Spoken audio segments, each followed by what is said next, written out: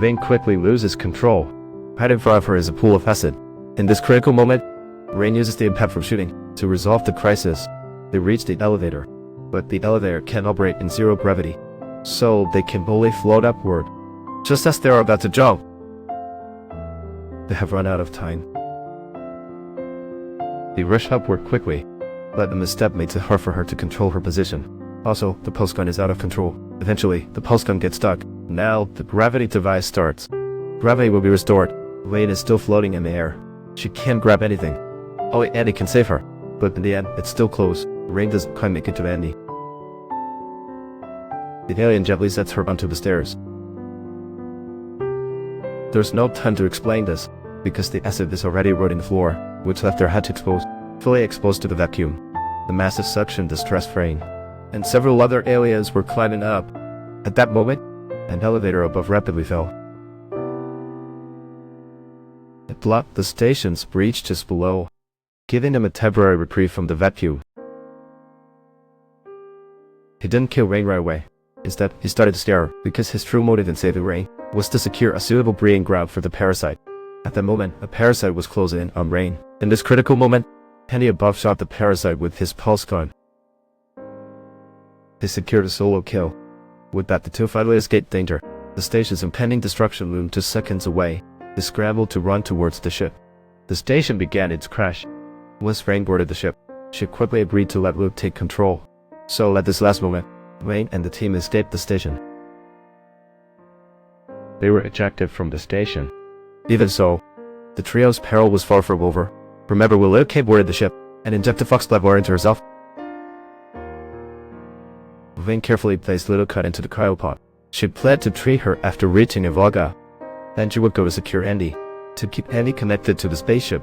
Finally, just as she was about to enter the cryopod herself, an accident occurred. Little Kai's cryopod had an emergency shutdown. When Vane opened the cryopod, she was instantly stunned. Little Kai was fine, but it seemed like she was about to give birth, and it was happening fast. At this moment, they had to survive. So, after cutting the cord, but Rain quickly lost her grip.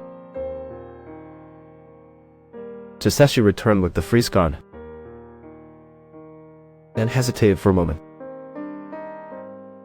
The ship's hull was damaged, causing Andy to wake up. The ship's autopilot also shut down. At that moment, Rain couldn't care about anything else.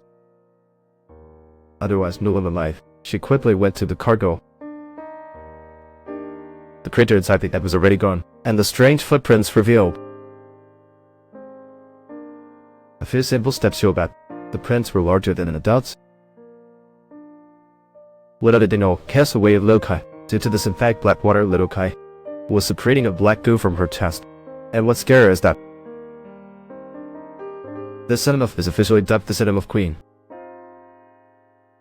What we see today is the Xenomorph Queen. The Xenomorph slowly crawls toward Little Kai, then it gradually stands up. It's like a newborn baby moving from crawling to standing. The growth pace is indeed rapid. A single swat sent Andy flying.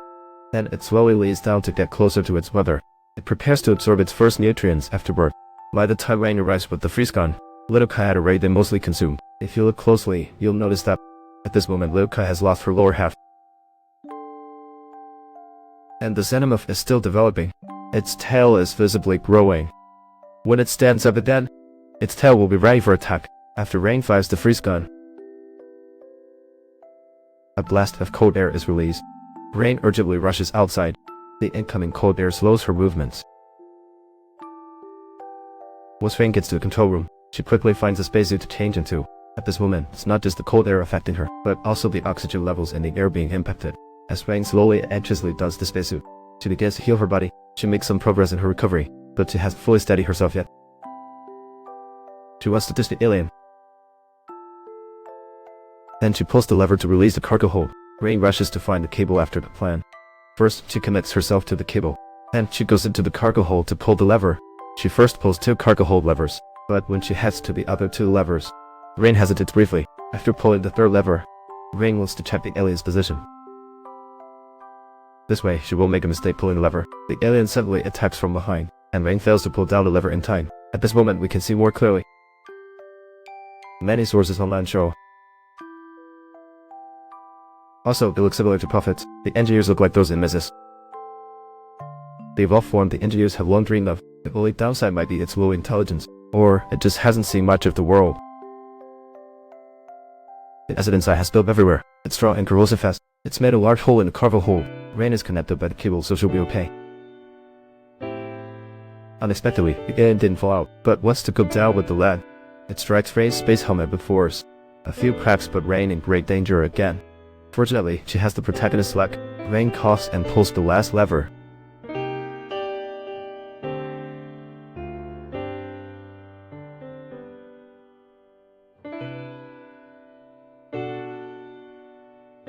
In the end, Rain returned to the ship. Thus, the ship finally headed to Billwager. At the movie's end, Rain and the damaged Andy lay down in a hibernation pod. They set off on a long space journey.